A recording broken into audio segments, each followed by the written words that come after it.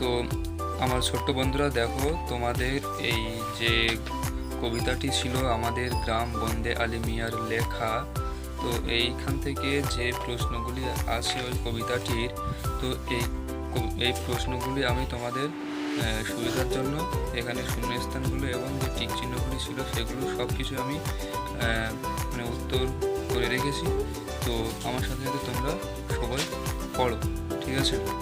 তো এখানে এক দাগে কি লেখা আছে দেখো, সঠিক উত্তর বেছে নিয়ে লিখি। তো একে যেটি আছে, আমাদের গ্রামে কেউ কারুর পর হবে নাকি আপন হবে, ঠিক আছে, কোনটা হবে? এবং লাস্টে নয়, তো আমাদের গ্রামে কেউ কারুর পর নয়, ঠিক আছে, উত্তর হবে পর। আমাদের গ্রামটি ছোট বড়, এর উত্তর কি হবে?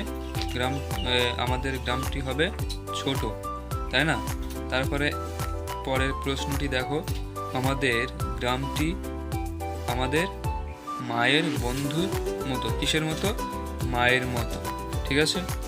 মাঠ ভরা ধান আর জল ভরা দিঘি, সূর্যের চাঁদের কিরণ লেগে ঝিকিমিকি করে। তো কিসের কিরণ লেগে ঝিকিমিকি করে? চাঁদের কিরণ লেগে ঝিকিমিকি করে, বোঝা গেল? তো তারপরে একদম যে প্রশ্নটি আছে দেখো, তো কবিতাটিতে মোট পঙ্কটির সংখ্যা 7টি নাকি 14টি? কতটি? 14টি। মানে ওই কবিতার মোট লাইন কটি ছিল? 14টি লাইন ছিল।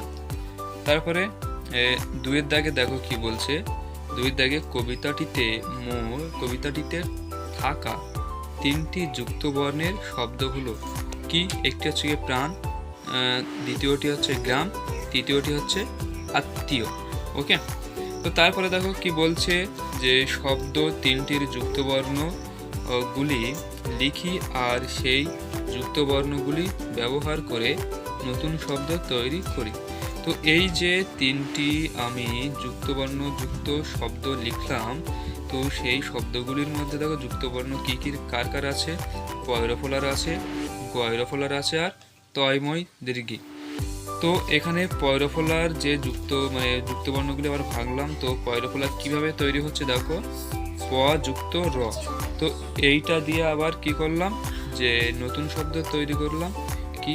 প্রমাণ, ঠিক আছে। তারপরে দেখো গয়রফলা, গ যুক্ত র, ঠিক আছে। তো গ যুক্ত র দিয়ে আবার এই যে গয়রফলা হয়ে গেল, গয়রফলার পরে কি একটি নতুন শব্দ তৈরি করলাম, সেটি কি? গ্রিস। তারপরে তয়ময় সমান ত যুক্ত ম, ঠিক আছে। তো এই যে শব্দটা, সেটা দিয়ে আমি কি লিখলাম, আত্ম। তো তারপরে 3-এর দাগে কি বলছে, পাঠ থেকে শব্দ নিয়ে শূন্যস্থান পূরণ করি। পাঠ থেকে মানে এই যে কবিতাটি ছিল, এই কবিতা থেকে শব্দগুলো নিয়ে এই শূন্যস্থানগুলো পূরণ করতে বলছে। তো দেখো এখানে আমাদের 3 দাগে যে প্রশ্নটি আছে, আমাদের সকল শিশু ড্যাশ যায়। তো উত্তর হবে কি? পাঠশালে যায়। কোথায় যায়? পাঠশালে যায়। 2 নম্বরে, গ্রামে ড্যাশ ভরা ধান আর ড্যাশ ভরা দিঘি। তো গ্রামে দেখো আমি লিখেই দিয়েছি, মাঠ ভরা ধান আর জল ভরা দিঘি। 3-এর দাগে প্রশ্ন, 3-এ গ্রামে আত্মীয়ের মতো আছে আম গাছ, জাম গাছ ও বাঁশ গাছ, ঠিক আছে। তারপরে 3-এর 4 দাগে দেখো, হিংসা ও মারামারি করা ভালো নয়। হিংসা ও মারামারি করা কি? ভালো নয়।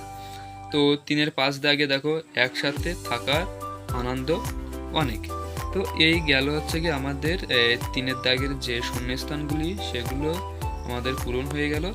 এবং লাস্টের দিকে শেষ 4 দাগে নিচের কি বলছে, নিচের শব্দগুলির বিপরীত